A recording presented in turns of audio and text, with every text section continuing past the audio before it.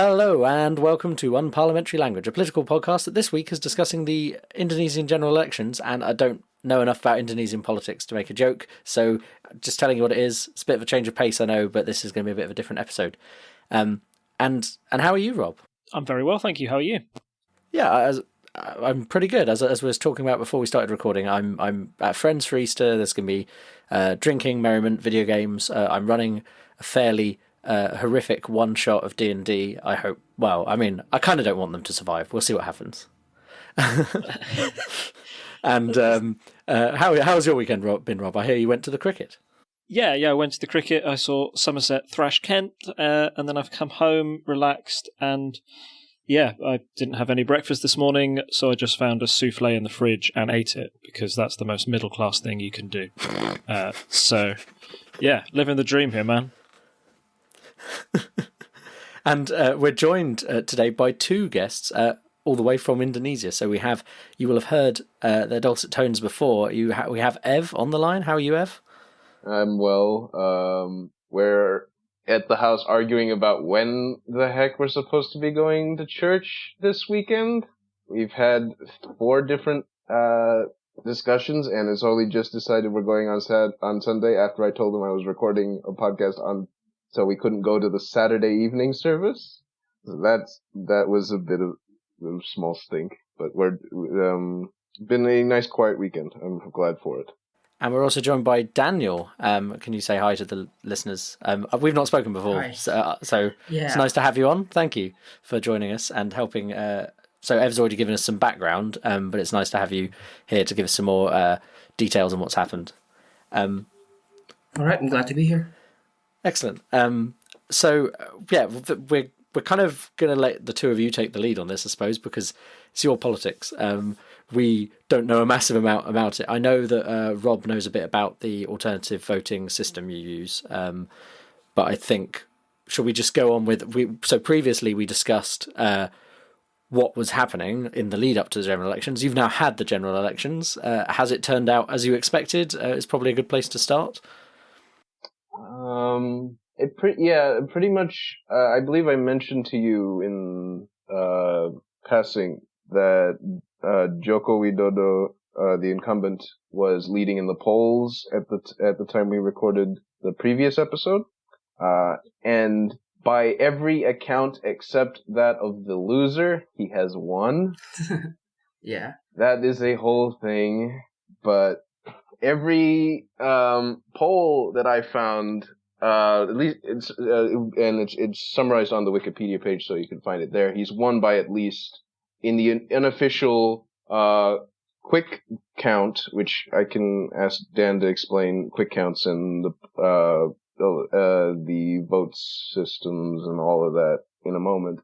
He's won by 8 points at minimum, 54 to 46 at the minimum, and unfortunately, Prabowo's team has, I guess, to keep his supporters happy, has for some odd reason declared that he won by 62 to 38, which is something along the margins of like 25 million votes at an estimate.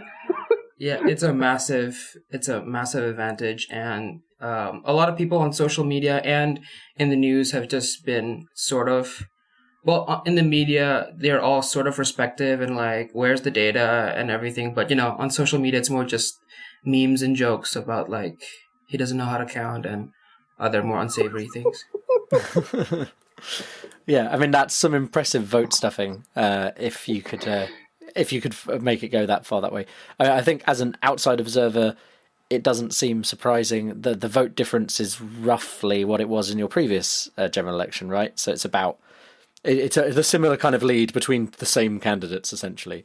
I know that they had different running mates before, but essentially the same vote difference. So it doesn't seem untoward as an outsider. So as long as you feel it's above board as well, that's good, I think.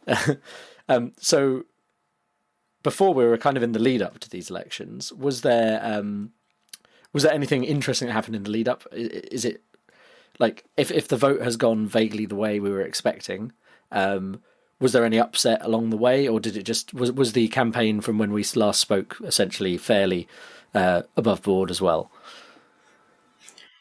I don't know if I can say that for sure. I think it's not a lack of disturbing events. It's just, and I use disturbing not in like the scary sense, in just more of like disruption sense. But there hasn't been a lot of disruption, so to say. It's just, I think at the same time there's the two coalitions, and the people have already been pretty dead set on like who they're gonna pick. So not a lot, despite a lot of things happening or not happening, they just seem to be already chosen their candidate since at least a month ago.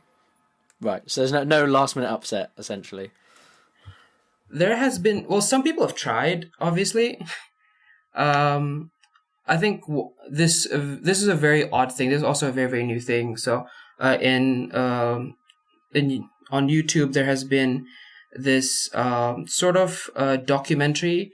It's very famous now. I think it's called Sexy Killers. It's a very odd title. It's about the coal industry. I don't know why they name it Sexy Killers, but it's basically sort of an expose on the sort of like the shady things that happen in the Indonesian coal industries. And they also managed to name basically key persons in the whole fiasco. And both the opposition and the incumbent have people that were openly named. And I think that contributed to the whole people who aren't going to vote. So just sort of the like the silent majority there chose to remain silent as a form of a protest. In Indonesia, the movement is called Golput, which is Golongan Putih, which means the white few, something along those lines, basically. Basically going neither one way nor the other. And despite that, I think the turnout was something along the lines of like 80%. So it was still pretty decent considering we had 190 million voters, which is a larger vote block than most countries, populations, including the UK. By a significant margin. It's like 3 UKs going out to vote. So considering that many people getting there, and we have a country that, and I wanted to talk to Dan about this again. We had a discussion off the mic before about this. Why we have a history and a reputation where we're very easily corruptible in our politics, that we can still trust that even the unofficial results are fairly trustworthy, despite what some specific parties might say, and how seriously you said that the election commission just takes its job because they know that any stink is going to basically ruin it all up. Their reputation. I think they all recognize that it is a very, very delicate democracy that they're handling. So I think in the last episode, Evan did discuss that we did go through a very ominously named New Order era where we were so basically the general, one of the leading generals in the War for Independence, became president and ruled for 28 years and was very, very harsh on both the opposition and any sort of political dissent in the public sector. So we have, and not to mention, he also was very into crony capitalism. So if you were a member of his family or one of his old, bunkmates in the military or like whatever they're called, you almost could guarantee yourself either a business position or a governmental position in one of the ministries or head of one of the ministries. So it was very, people were very, very disillusioned about the government. At least a large portion of the people are, while the other large portion that remained very, very loyal to Suharto is still championing to this day. We're like, oh, it was a lot better back then. We had no inflation, and we had like better public service, and like, let's, go back to a military dictatorship. They don't say that out loud, but that's what they're implying, which is kind of scary. So there's a lot of distrust going around, and I think the government does a very poor job of trying to earn back that trust. It just sort of be like, people are complaining, but they just sort of stay silent. They don't exactly do very well in trying to like socialize all the different steps in reformation that they're trying to do. And part of that is to blame because they aren't motivated to, but also the other half of the blame can be said because we don't have a very strong like media infrastructure or educational infrastructure to sort of, establish a line of communication between the people who are in power and, the people who are citizens of the country. Right. Yeah. So the way I've heard this kind of described, I suppose, for the English listener, because I've been listening to The Economist has like a short 20-minute news thing they do each day, and they try and cover the biggest story. And so the election was the biggest story the other day. That they were kind of saying, essentially, you've correct me on the actual timeline here, but you've had democracy for 20 years since that dictatorship ended. Is that correct? Yeah, 20 years. Last year was the 20th anniversary. We're going on 21 this year. So 98 was when we overthrew the ruler. Yeah. So it's very, very interesting view into what is a very new democracy and how, because I think the general narrative that's sold, especially in maybe the American media and also to an extent in the UK media, is that democracy is a great thing and always trumps what came before it. But you don't really see this kind of analysis, at least not on the news, about how that can be fragile following a change of regime and moving to democracy. And so it's very interesting to hear how people are still suspicious of it, that you have people who are saying, oh, well, the old ways were better. And you always get those people, as we've been seeing with various referendums in the UK recently. It's interesting to see that. Going into the actual voting system and stuff like that, you mentioned a slightly surprising thing to me, Ev, last week about how you actually do your votes, which I think might be quite interesting to explain to the listeners.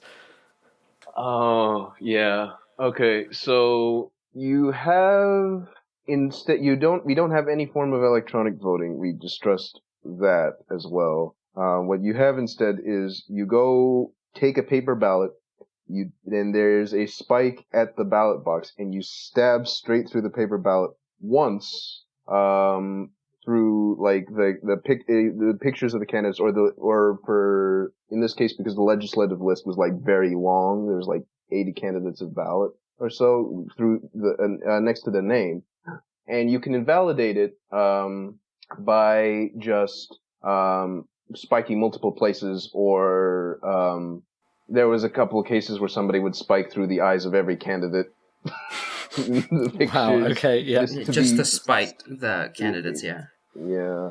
But I find it, and then you fold it back up, and like you can't see where the holes are because it's folded so neatly that like the front and the back don't show anything, and it's one hole in like a sheet of paper that's like 6 folds deep.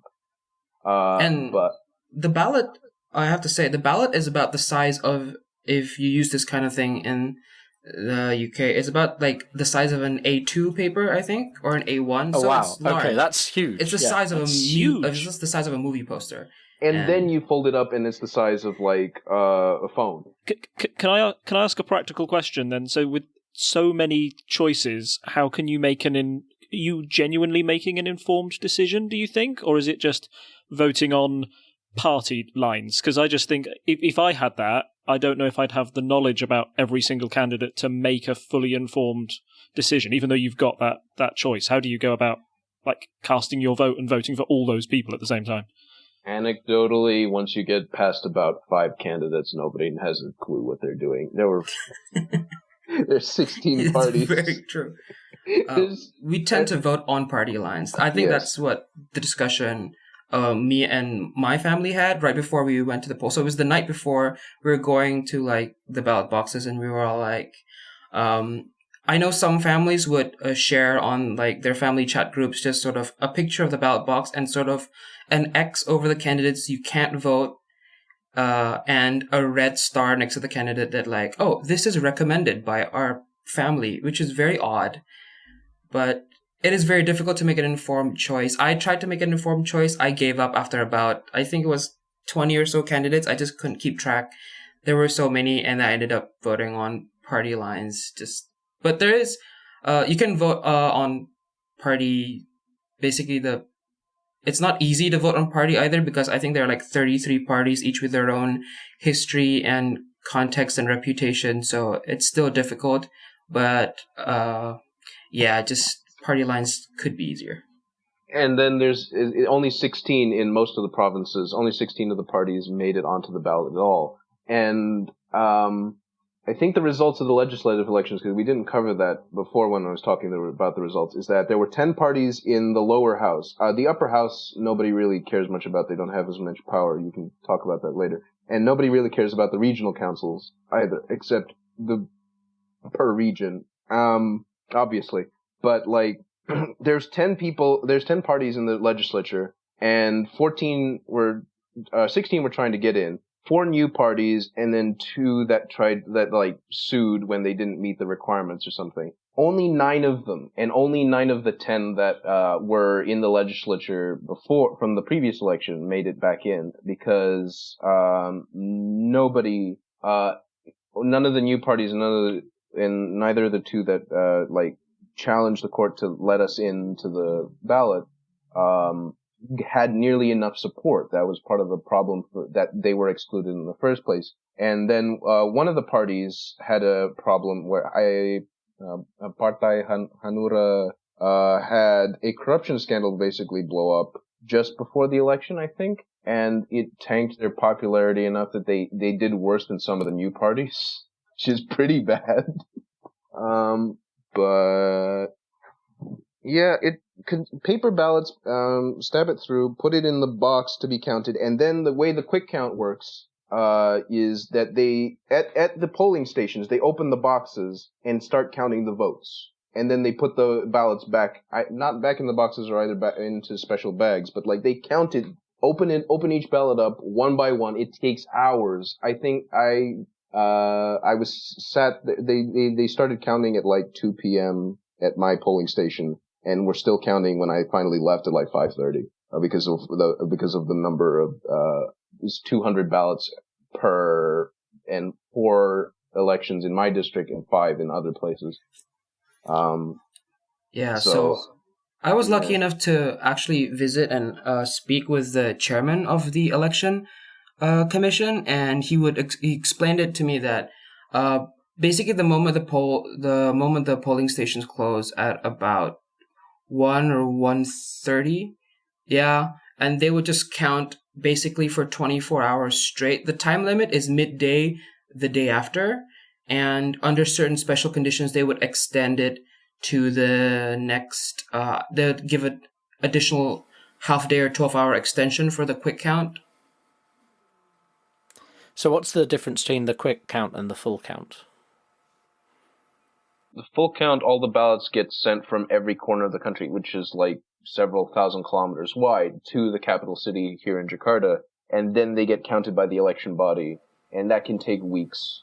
Right, okay. So we're still in that period right now, waiting for the official result. I believe this will go on until middle of May, I believe. That's the deadline. They get 4 weeks to do all the counting, and then the legal challenges start like May the 23rd for anybody who wants to go, this is wrong, we cheated, and we can maybe prove it, possibly. It is the reason they do that to sort of reduce the chance of corruption, so you get the quick counts from the regions, and then they're centrally confirmed, essentially, by the independent governing body, I assume. Yeah. Yes. I think this is also the step of the process where the KPU, or the Election Commission, that's what it's called in Indonesian, they would also receive watchdog organizations and also election, what are they called? They're just transparency officials from UN and Human Rights Watch. I think there's like half a dozen organizations that internationally sent to survey these to make sure that nothing is that there is no or as little foul play as possible, or tampering, or ballot stuffing on the order of millions of votes that clearly the other candidate won. It's fine. I mean, we've seen these kind of claims in the Western media as well, where people say, "Oh, like with the whole thing with Trump and the electoral college, etc. But people will talk about stuff like that. But it's quite bold to say that you've got that many million votes counted the wrong way. Sorry, Rob, you were about to say something. No, I was just going to ask, it's a very general question, but do you think that helps restore people's faith in democracy in Indonesia? Or is it still something that's regularly questioned and distrusted? It has a mixed effect, because it's very difficult to sort of guess what the people is thinking when the people involves about 260 million people over thousands and thousands of kilometers, each of them with different concerns. So I can't say for sure there, but people who are in touch with the politics, people who care, who will read the news and sort of have a stake in the political ongoings of our country, do care. But at the same time, there is also a large fraction of I can't say how much for sure, but there is a large fraction of the people who they don't care, or some of them don't care, but some of them also just don't know what to listen to or who to trust. So they just sort of, they don't care how the election is done. It's just, they've made their choice and they just go on with their lives. They don't really feel the impact of, the various, effort that the election commission does, or, the praise or, the criticism of the international community in general. They're just sort of locked into their local bubble where, like, oh, I go to vote for this guy because he looks nice, or my family member suggested me to vote for candidate A, so I voted for him, and then I'll just go on with the rest of my life. So he's quite polarizing.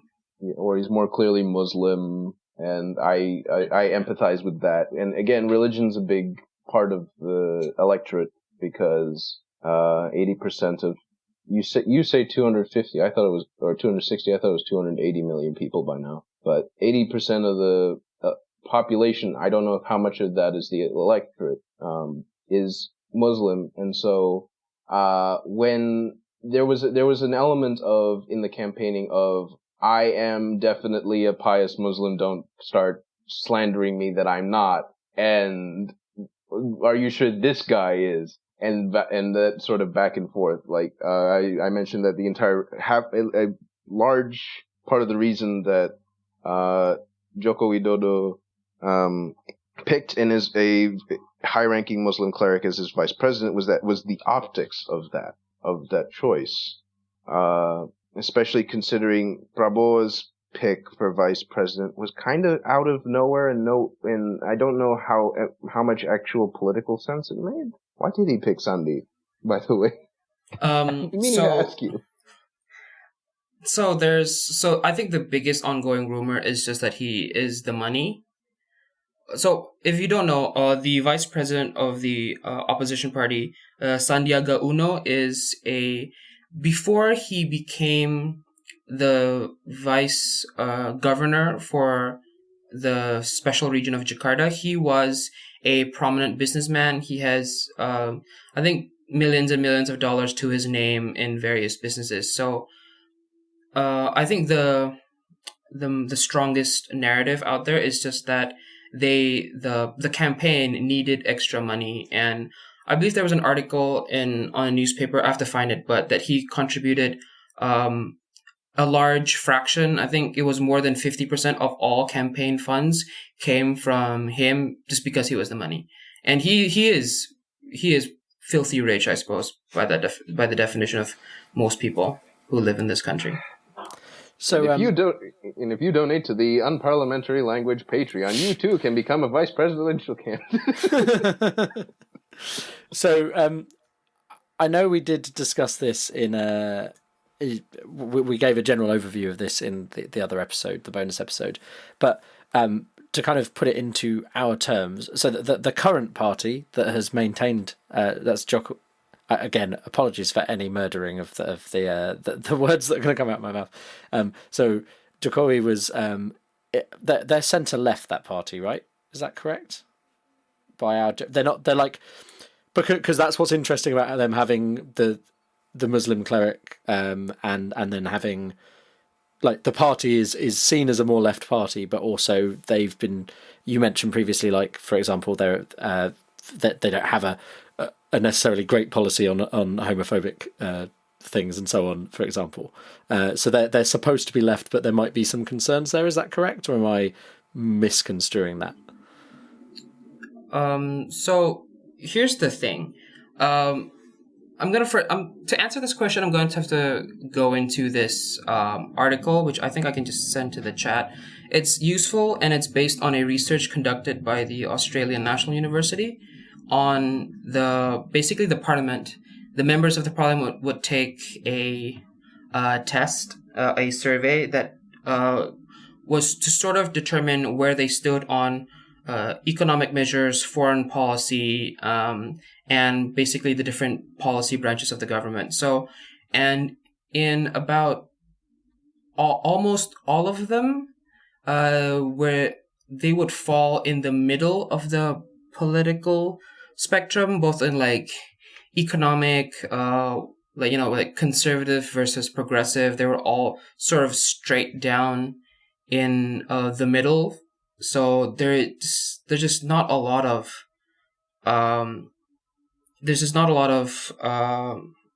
heterogeneity in like where they stand in, their stance on on economic policies and the such.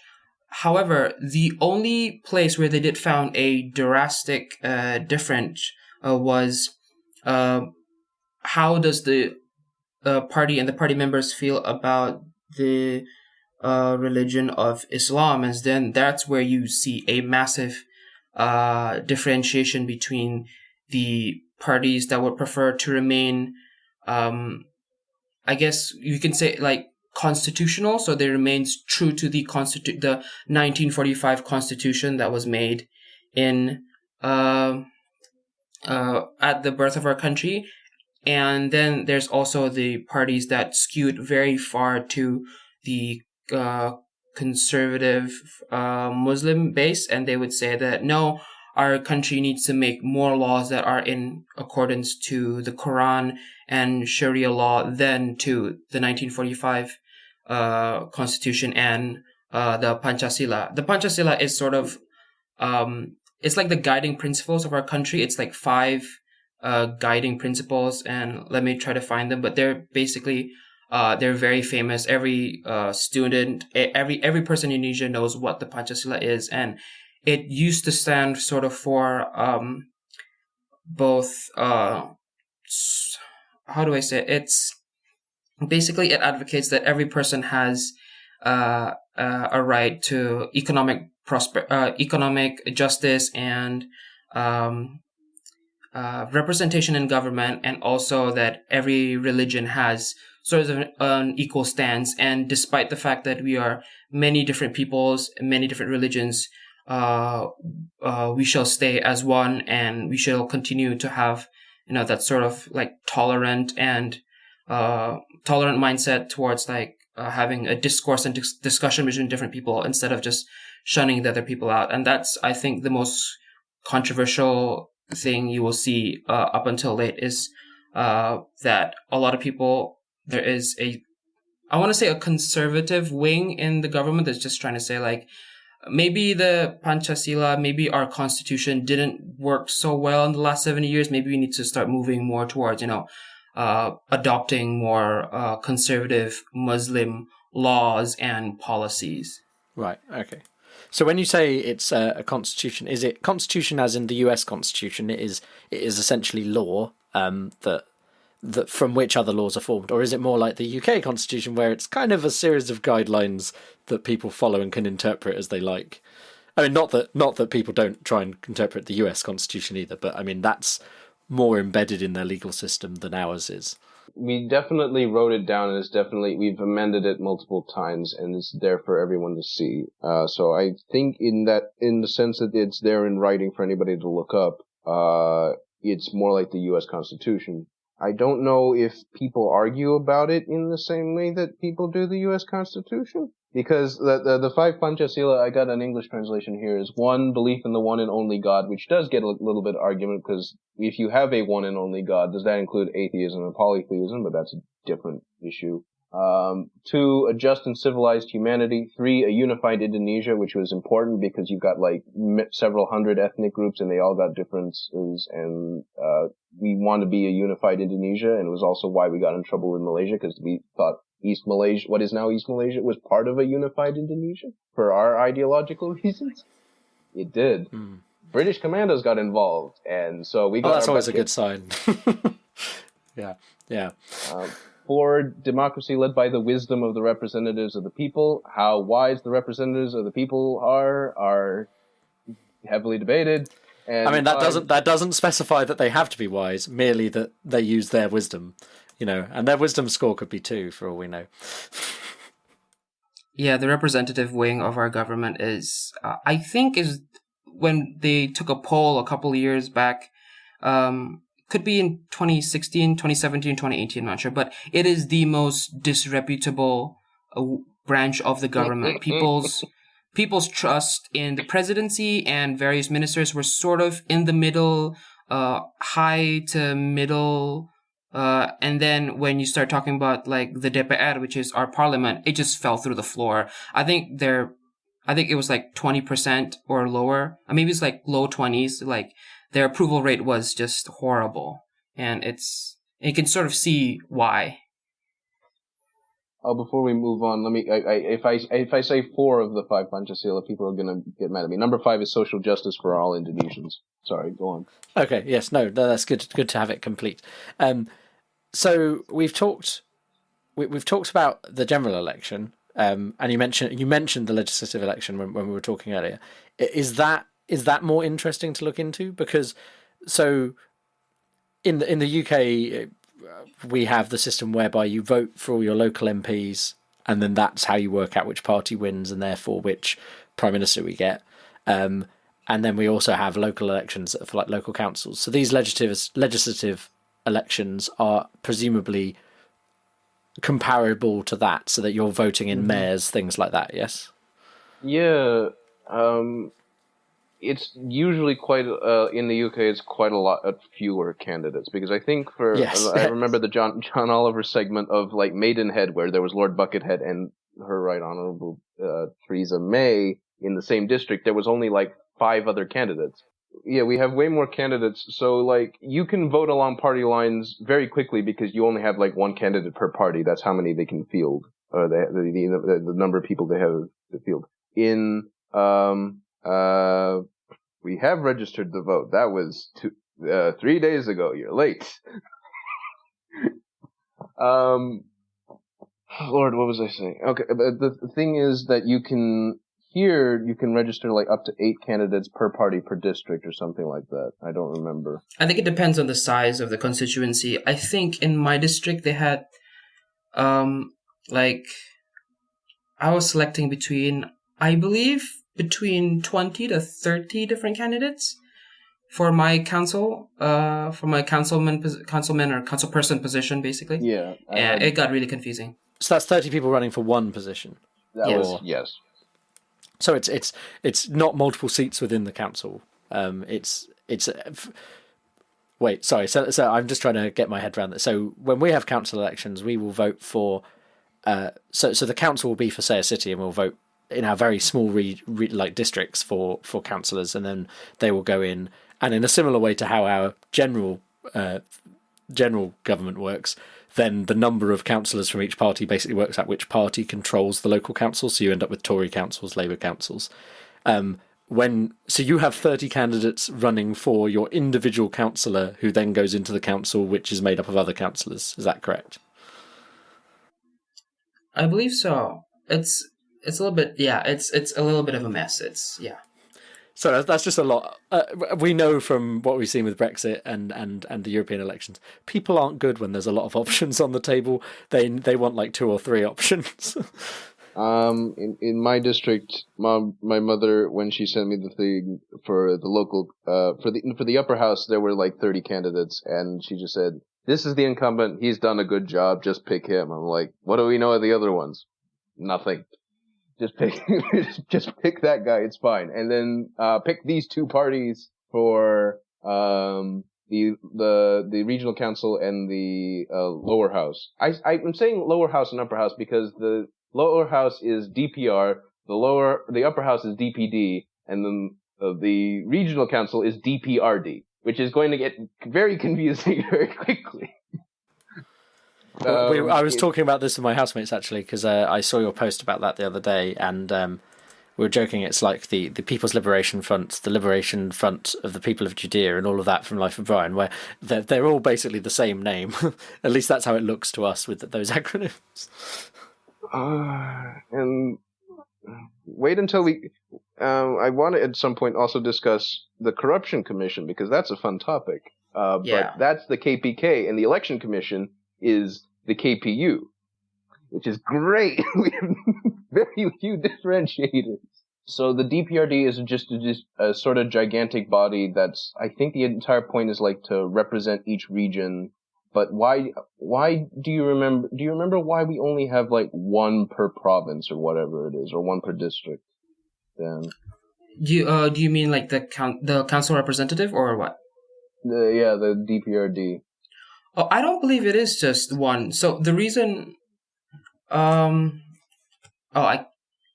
trying to remember the reason. It's not coming to me right now, but I believe it has something to do with just how many provinces we have. It just contributes to there. But the historical and original reason is I can't summon that at the moment. Would the reason? Sorry, this. I know nothing of your politics, but I only know of like pure politics decisions and sort of world building. So I'll try and put in that perspective.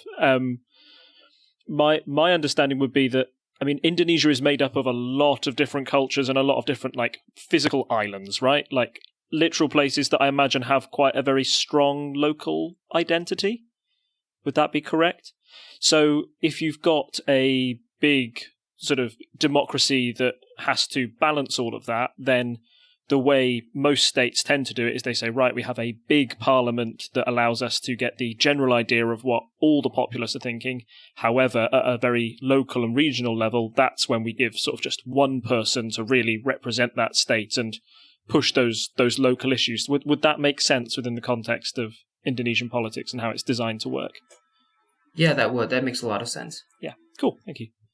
This would serve as a pretty interesting transition into the Corruption Commission. But before we enter there, I believe that what you said previously, Evan, about like, families recommending like, oh, vote for this party. I believe that one serious issue during this election was that some parties would nominate candidates who have previously been indicted or convicted of committing corruption. So that was very interesting. I imagine it cleared the field a little bit. It did. Because I think out of the 16 parties you mentioned, I think 9 of them have candidates who were already like convicted or indicted for corruption. So out of all of the major parties who like rule the majority of the parliament right now, I think there are like 4 major parties, and only one of them does not have candidates who have been like convicted of corruption and is running again. So I think that was a big thing for me personally and also my family, in which we were like, there are too many parties, we can't decide, let's decide by party lines. And when you look at the party, there's a lot of history that's very, very difficult to sort of decipher and go into all of it. You can't do the research. And so at least I personally just ended up picking the party that had that had said no to convicted corruptors who were like, hey, can I run again? I mean, like, I have a horrible, horrible reputation and a horrible, horrible track record, but I'll be nice this time. Can I come in again? And we're like, no. And all the other parties were like, yeah, sure, why not? We don't care. So how does that tie into you mentioned a corruption commission. If you've got people who are corrupt, just being able to switch party and run again, is that essentially not working? Is that the problem? Yeah, so the corruption commission in our country is, I think, when I mentioned previously, when the people were polled, what's the most trustworthy body within the government? I think the Corruption Commission was the number one. They ranked highest at about 80 or 90% approval rates, and that comes at a great cost. I think it is, personally, I believe it's one of the greatest institutions we have in our country. I fall in with those who believe that it is great, and it's the government body that works the most. So the way they do it, I believe, is that they sort of investigate claims of corruption, and then so it works differently from other corruption bodies around the world. That's what they said, which is they're one of the only bodies that both does the investigation and the prosecution. So it's not like in the United States where the investigation can be done by the FBI or the police, and then the case is submitted to the Department of Justice. This is different, where it's all handled under one body. And one of the reasons why they do that, I believe, is because they don't trust anyone else. They just they're worried that if they hand off the case to other bodies of the government, that more money is going to change hands, and then the case is never going to see the light of day. And I believe that a lot of people in the government are also primarily in the regional and the local, regional, and also parliamentary levels. A lot of people do not like the Corruption Commission, and so they've done a lot of things to sort of declaw the organization and take away its power. One of them would be by sort of limiting their budget as much as they can. They would do tons and tons of audits per year just so that they could slow down the process.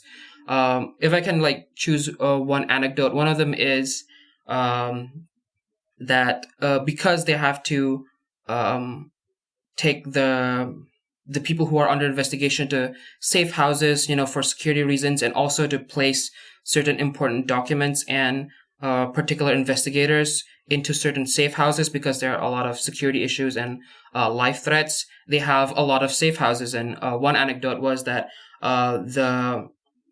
one of the commissions of the parliament that was under investigation said that this is a good time to have an audit of the Corruption Commission, just sort of to slow down, but also to sort of try to get some information to get ahead of the investigation, which should be illegal, but they also wield a lot of power. And what they did was they were like, "Oh, we're here to audit. Can you show us your safe houses so that we can audit to make sure you're not spending the money unwisely?" And the Corruption Commission, that defies the definition of a safe house.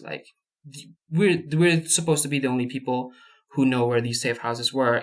But then the Corruption Commission insisted and insisted and insisted to the point where they were like, "Fine, we're going to show you the safe house, but we're going to blindfold you and basically deafen your ears until you arrive at the location, and we will show you only the inside of the building, and then you can see it, and then we are going to blindfold you and deafen you and then bring you back out." And that's the amount of the lengths at which we go to try, the back and forth between the government and the Corruption Commission that's trying to do its job.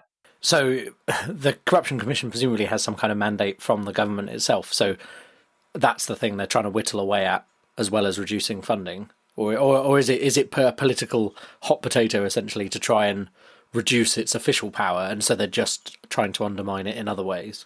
Yeah. So I believe one of the things they try to do is also, actually I can't remember at the moment, but other than reducing budget, they try to put in amendments to the original law that was passed, I think in 2013, that officially gave the corruption its power. They tried to say that that law was not needed. We don't need the Corruption Commission anymore. Although that also tends to be we have a pretty good media spotlight on issues like that. So whenever someone tries to basically erase or take apart the Corruption Commission, they would be like, this particular member of parliament is trying to do this. And that has mixed results. Sometimes it gets them back down. Sometimes they just sort of keep saying like, oh, we don't need them anymore, and that kind of thing. Right. Okay, so kind of selling the idea that we don't need the Corruption Commission, we're clearly not corrupt. But obviously that's why you need the Corruption Commission in the first place. Yeah. You were saying also that the only way that they can recruit anybody to the Corruption Commission is they have to basically take people who have no political interest or any interest in money or basically being not very safe for the next however many years they work for the Corruption Commission. So basically, scholars is the only people they can really take, because anybody who's signed up to a political party is okay, nope, you're automatically disqualified from ever working for this thing because you might have been corrupted to screw with us. I've got a few questions just about a couple of things about how Indonesian politics works, if that's okay. And also, very quickly, we've never said anything about the voting systems. If you wanted to talk about single non-transferable vote at some point, but that we can wait until after the questions, honestly. So one of my first questions was going to be on the media in Indonesia. So you've talked about there being a lot of candidates and a lot of choice. Over here in the UK, we've got the BBC, which is sort of a state-owned media, but has a mandate to be politically neutral. Is there any sort of media over there in Indonesia that performs the same function? Not that I'm aware of. No, I would say no. In fact, most of the media conglomerates, the heads of the media conglomerates, are actually in a political party or heads of political parties, which is a great conflict of interest. So have you got sort of a station for each one of the main sort of political contenders? So you've got one that supports the current president and the one that supports the sort of challenger at the moment? Yeah, so we have, I believe, the mainstream media, the most reputable at the moment is called Metro TV, which is and it is run by one of the chairmen of one of the parties, the National Democratic Party. He's chairman and he also owns the media company. So, but as far as I know, they've known to hold themselves to pretty high standards of journalistic rigor. They are incredibly transparent about their process, and they also generally are unbiased. We also have, but if you are within the opposition party, the opposition candidate, a lot of, so what would you say his coalition? Sorry, yeah, not his coalition. I'm sorry, his sort of the TV station that supports him and just sort of becomes his mouthpiece is TV1. I'm not sure what the history in that is. I believe there used to be some other station and then that collapsed and was bought by someone who is in the opposition party, and that just sort of started to become mouthpiece. And so I think TV1 in the 2014 election was the only station that announced that the opposition had won, while the 6 other TV station had said that the polling is done and Jokowi has obviously won and is polling at 50-something%, and then this one station just said no, the Prabowo was winning. He's 10% ahead, and he's polling at 62 and 60%, and then that caused a bit of that was a big story back then, and I think a lot of people just sort of started to tune off. At least a lot of people in my circles tuned off of TV1 because of that one sort of fiasco. But the problem there, presumably, that you have, similar to certain channels in America, where that kind of fake news with the right group of people reinforces their beliefs, and then they might just start watching that channel now. So while you've chosen not to follow it because you know it's wrong, it can be problematic if there's they get a large following of people who believe that is true, even though it doesn't look like it is. Yeah, so that is pretty true. It just sort of develops into its own echo chamber, I suppose. But I think another thing that I can also comment is that you can see it very, very obvious in how the attitude towards these journalists from Metro TV and Kompas TV, which is the two reputable channels, the independent sort of centrist news channels, is that whenever the opposition party has a rally, they would sort of, I don't know, there has been cases where they would sort of harass the journalists from from Metro TV, those who are like independent, and they would sort of just usually it's just verbal abuse and just sort of the what do you call it, the campaign managers and then the campaign staff would just sort of stand and like, no, you can't get in.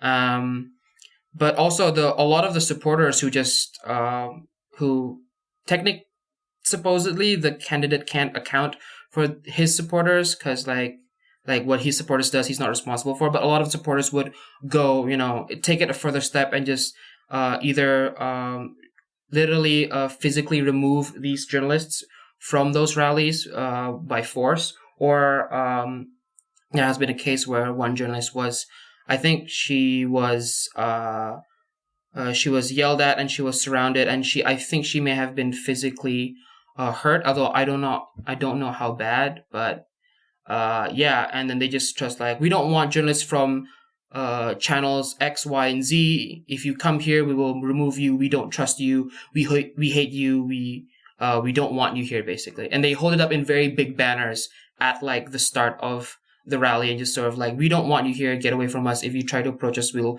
try to hurt you, was basically the message that they're trying to like send.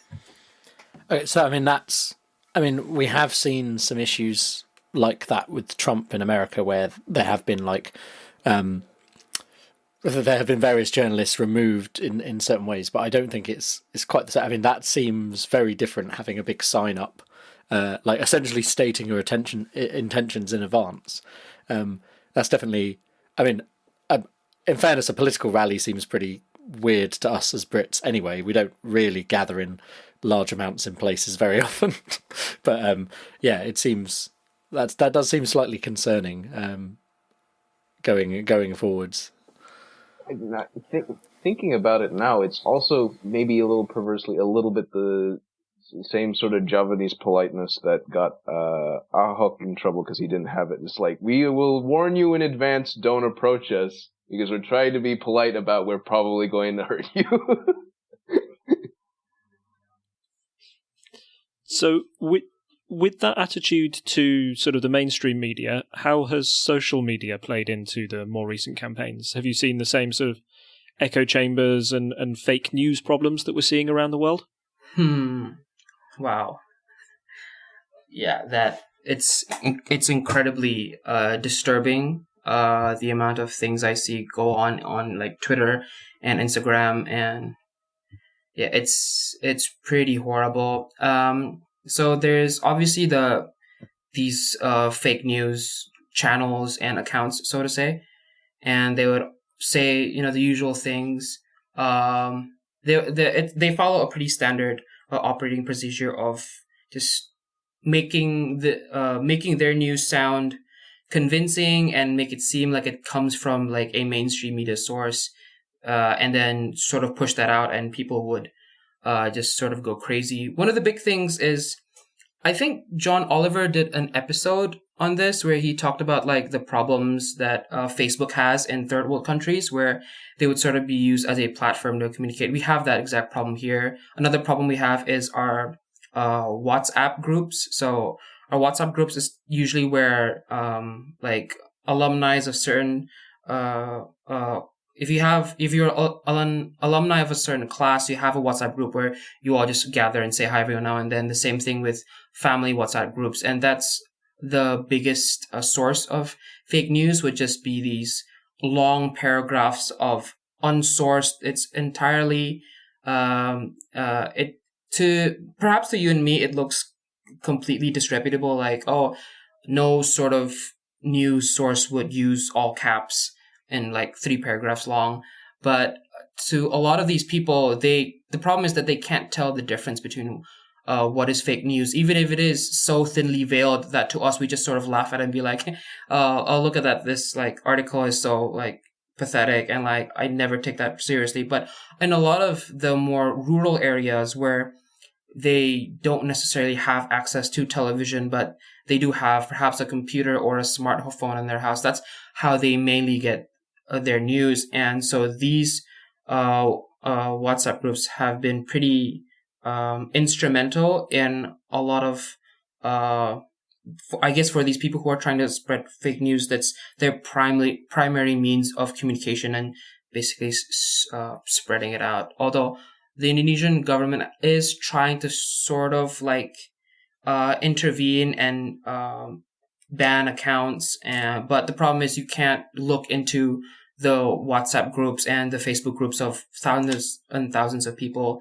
And even if you can, you still need permission from the WhatsApp company to have these things removed. And usually these companies like Facebook, WhatsApp, sometimes they do not want to remove these accounts just because they're trying to protect, the discourse that happens online. So it's a very murky field and it's very difficult to navigate. Yeah, I mean, the benefit of WhatsApp, and I think the idea that WhatsApp messages are end-to-end encrypted and so on is a good thing. And I know that there are I know the government's talking about like putting in backdoors and stuff across the world, and it's like, A, that's not how encryption works, and B, it puts it down a slippery slope. Like, at least we know what WhatsApp is.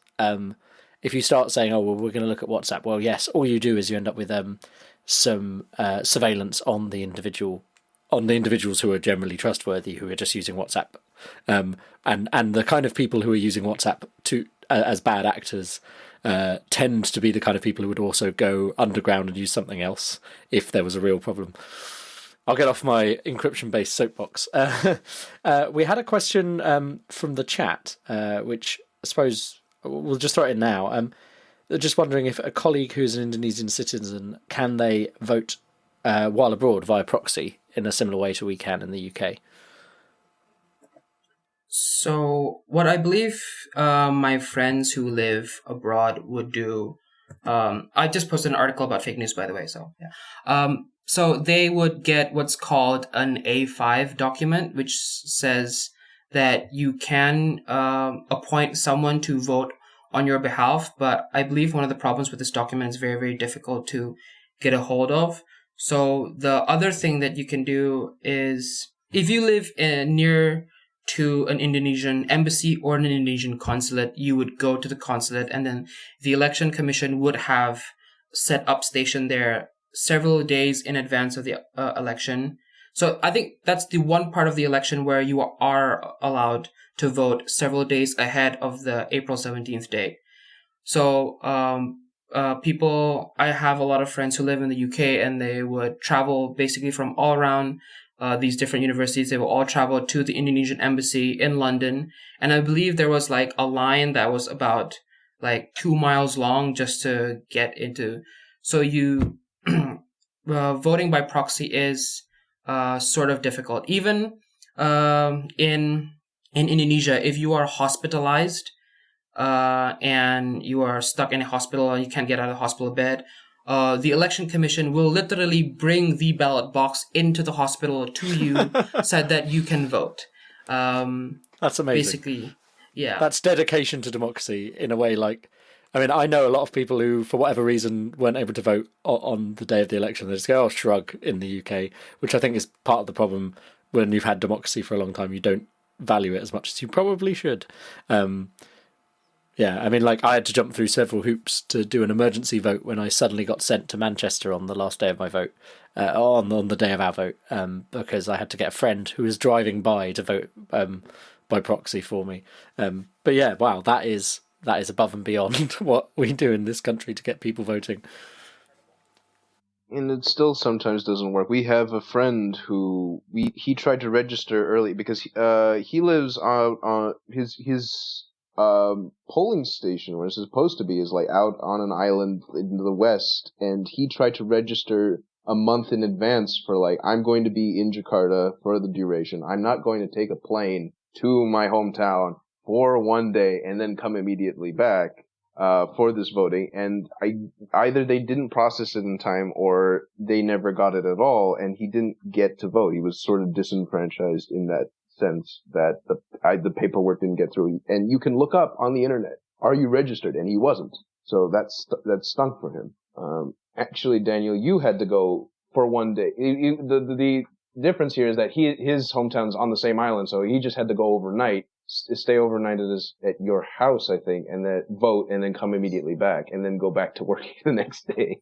Yeah, and luckily it's also kind of smushed in with the long weekend that comes over on Good Friday, so I did have a couple of days off, but I do know people who, so we're voting Wednesday morning from 7 till 1, and so immediately after they get off at work at around 4, 5, or 6 on Tuesday, they would get on a plane and to fly to several of the other islands. They would take 4-hour flights or like 3-hour flights to get back to their hometown just to vote. I know people, I know stories of people who, they take a flight and then they go, 10 hours by car and then 4 hours by boat just to get to the place where they are registered to vote. And it's pretty intense, and basically there's a lot of travel that goes around during this voting week. And a lot of the reason that you'd have to go all the way back to your hometown, just because like you're working in Jakarta or you're working in another city.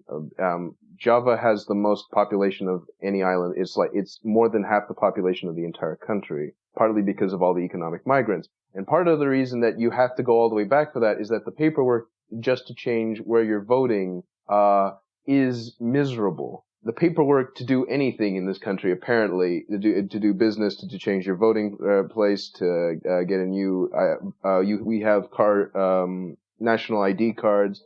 That was a problem where there was a corruption scandal with that, so the paperwork for that was miserable in that there was just no funds because they were being embezzled, apparently, is absolutely horrendous. So it's easier just to take the plane than to try to get the government to fix it. Yeah, that's impressive. It's interesting seeing these kind of differences. So, like, on the one hand, someone will bring a ballot box to you so you can personally vote because you're in a hospital, and on the other side, the hospitals are. Yeah, but on the other side, a thing that we have that is a very simple electronic form where you can just fill out to vote with your local council generally. I think our postal vote form has to be done on paper. I think that's the only one that's not digital at the moment.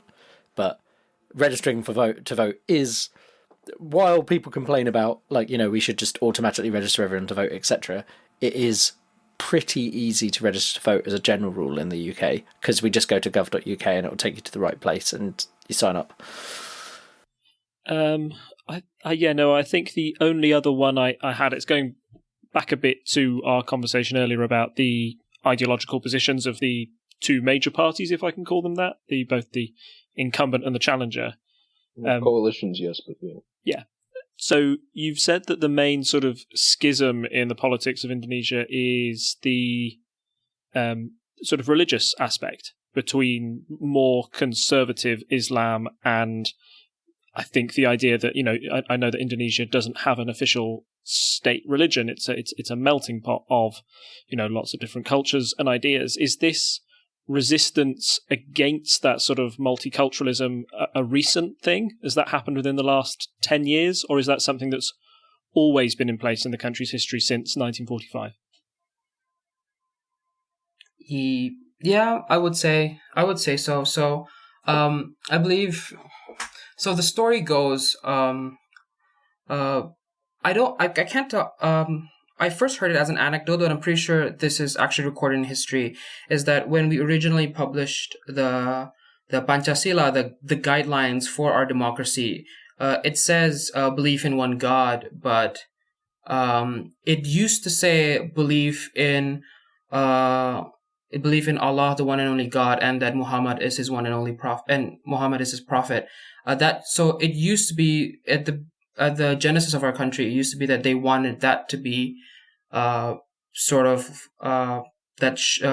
aspect of the government to sort of be, the official, we will tolerate other religions, but the official religion of the state will be Islam. And then, so that's the movement that initially began. And But the problem is, back then, there was still, Islam is also relatively young, at least back then. So young, and not that it's been here a short time, but it's just that it did not know how to mobilize politically.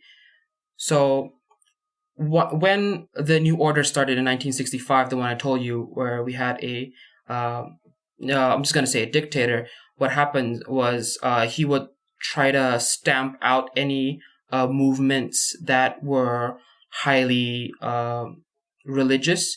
So there has been a lot of, throughout from 65 to 98, there has been separatist movements who are Muslim, and the military sort of really tore them apart. There has been Muslim protests as well. A big one, I think, was in Jakarta, somewhere in the 60s or the 70s, where the protest was, I believe, was just young Muslims from universities and also the more rural regions. They gathered in the capital, and I believe the military surrounded them, tried to push them out of the city, and at the last point, they did shoot into the crowd, and I believe somewhere a dozen or between 10 or 20 people died during that protest. So I think after that, what happened was that the Muslim population sort of, it was still strong. They strongly believe, but now they just, it instilled a fear into them that, like, I believe in Islam, but if I tried to be more militant or more conservative about it, we would be attacked. So when the Reformation period, when the dictatorship, when the dictator resigned his power and it returned to the, I'm using air quotes here, the people, a lot of these organizations, these groups, these conservative Muslim groups sort of saw this as their opportunity. Like, oh, we've spent the last 30 years in the shadows. Now is our time to push for our agenda. And I suppose in the early 2000s, it was mostly harmless. They again, harmless is relative, but they would say things like, they would push out agendas like bans against drinking, bans against homosexual practices, bans against people who were not family and not married, living under one household. Was sort of, they tried to push that type of agenda out. But Indonesia being a mostly conservative country, people did not see that as a very shocking thing. So they sort of went under the radar. These reforms mostly failed. Like the agenda that they tried to push out still mostly failed. Like the ban against alcohol did not go through, or like the ban against men and women who are not married or not family members living under the same house. I don't think that succeeded. So, but what would happen was more and more of these Muslim groups would be disillusioned by the politics, and they would be more and more marginalized, more and more pushed to the fringes, until finally, with the rise of things like social media that gave more of a voice to the people who have usually been in the fringe, they now had a platform, and so they started to gain more strength. And I think that came to a head in, you guys talked about in the last election, with the elections for Ahok, the governor of the Jakarta special region, where there was a doctored video, and a lot of conservative Muslim rights groups would just say, this is it, this is the last straw, we're going to go and march on the capital, and we're going to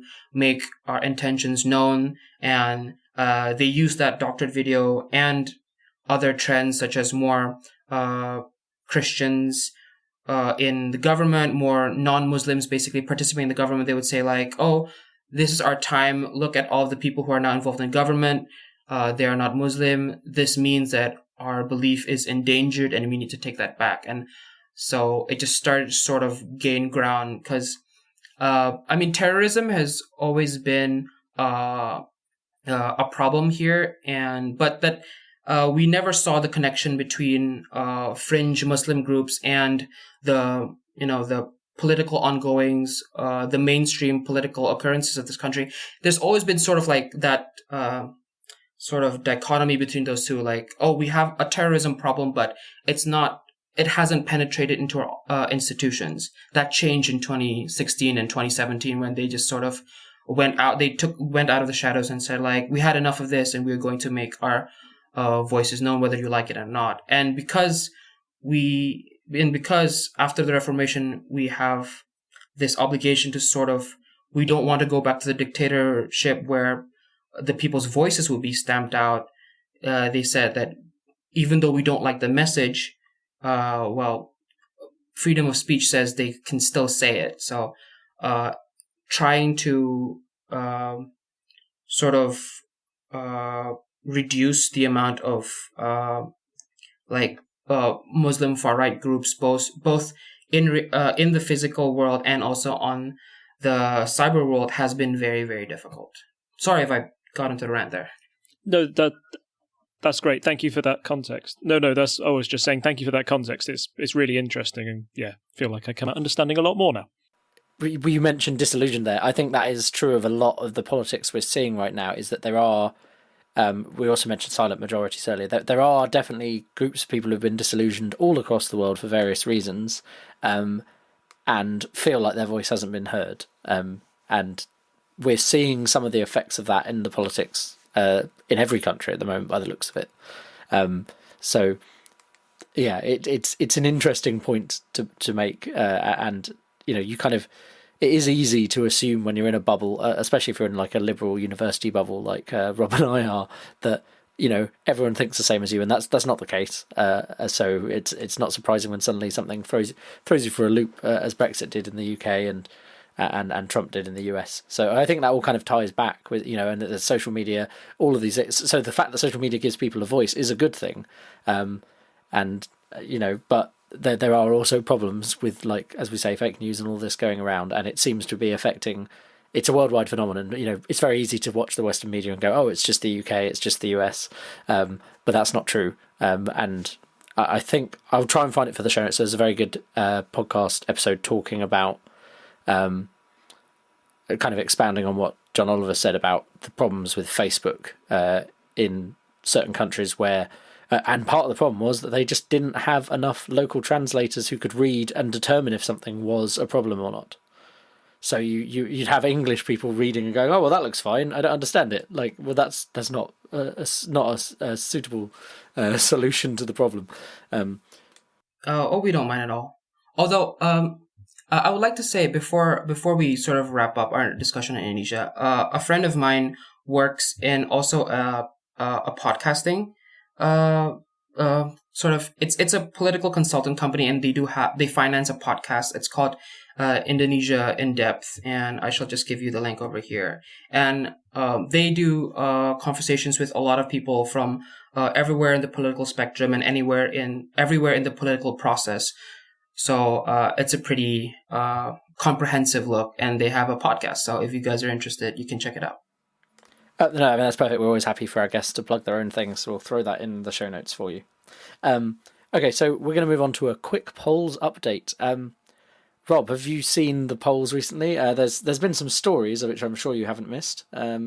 So the big news, I think, is that there's now Nigel Farage's Brexit party, because we've got the upcoming MEP elections. Do you have any thoughts on that, Rob? Yeah, it's a really interesting move by Nigel Farage, who essentially has disowned UKIP for the reason that it's gone too far right, essentially. I think Nigel believes that the best way to do politics or to abstain Brexit is not through the far right, sort of more racist way. I mean, that might be quite strong, but UKIP have now become the new BNP. Nigel has decided, no, I'm going to set up more of a moderate party, so the Conservatives who used to vote UKIP in the past will come and vote for my new party here. I'm having a real difficulty loading the actual polls website. It's just spinning and spinning. Let me just check if it's my... Okay, well, while you're loading that, I think I'll give people an overview of what we have got here. So we were talking last time about how it seemed like the time was finally up for the Conservatives. They'd somehow managed to keep this 10-point lead over Labour, and then they'd started to fall. Well, if you look at the averages, we now have Labour above the Conservatives again, and there's a rise in UKIP, but also some of the polls have started to include the Brexit Party. And I don't think that this should be particularly surprising to those of us who've previously talked about how many people moved from UKIP back and forth during the general election and so on. So since there was a Comres poll on the 7th of April, which was a tie, since then, all of the polls have been for Labour, in a range of +1 Labour to +10, which again, we said the kind of +10s seem a bit crazy to us, but it's just been Labour, Labour, Labour since the start of April, basically.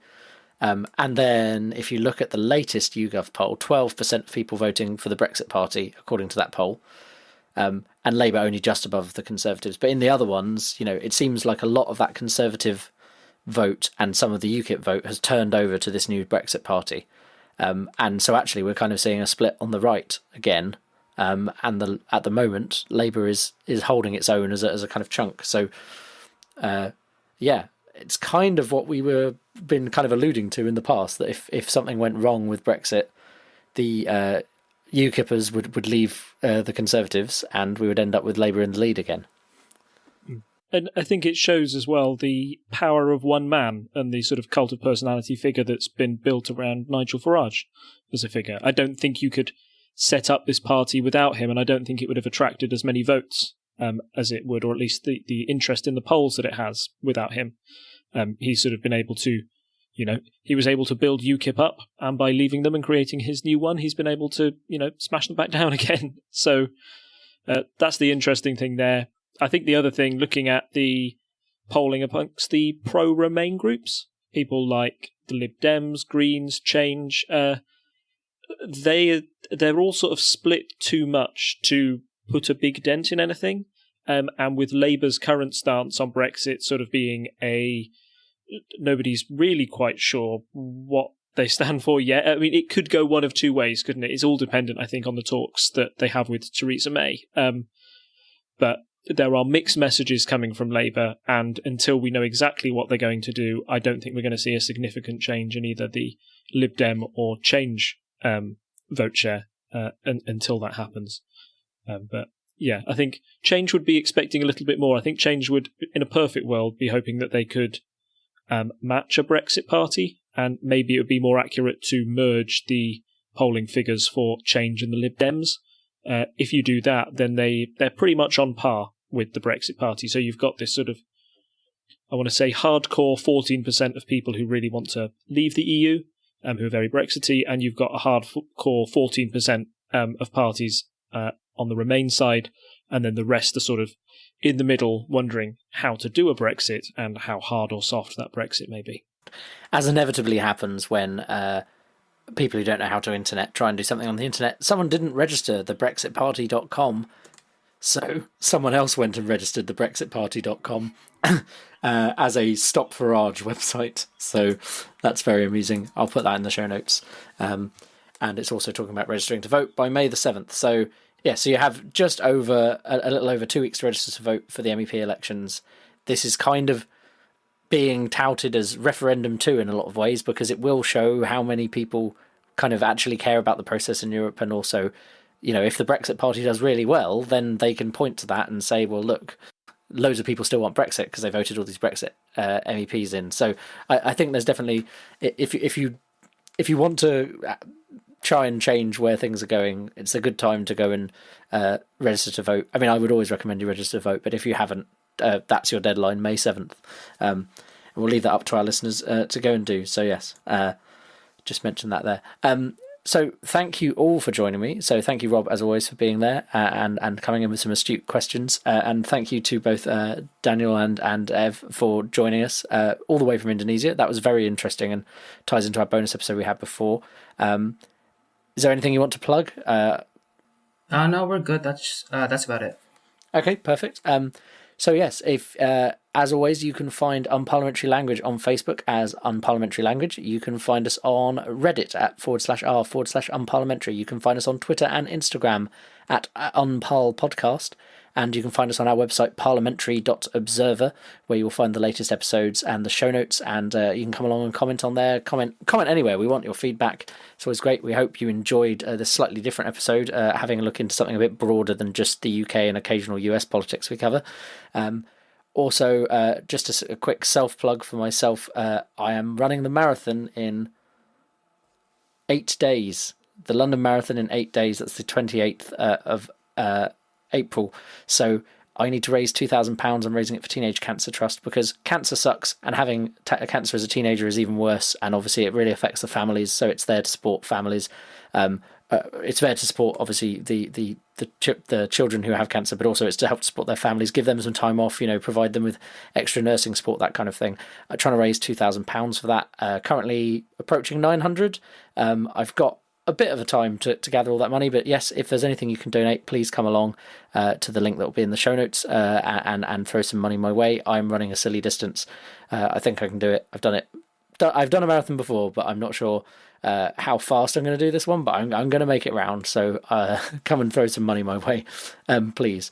It's for people with cancer, which is obviously awful, and we can support them. If we can support them in any way we can, that's great.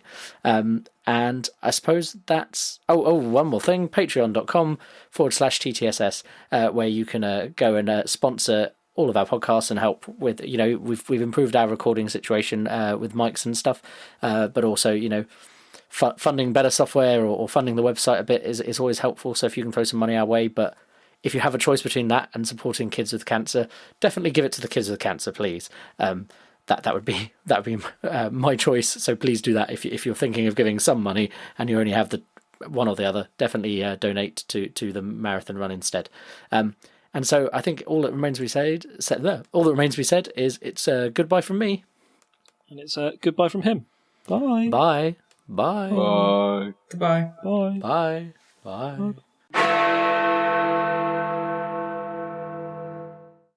One quick thing to mention, Lord Buckethead is currently seeking money to get a deposit to run as an MEP against Nigel Farage. He's the hero we need, even though he's from outer space. Oh goodness, I hope he wins. I really do. I would love him to go to the European Parliament all the time dressed like that. It's amazing. Yes, sorry. So you were saying... So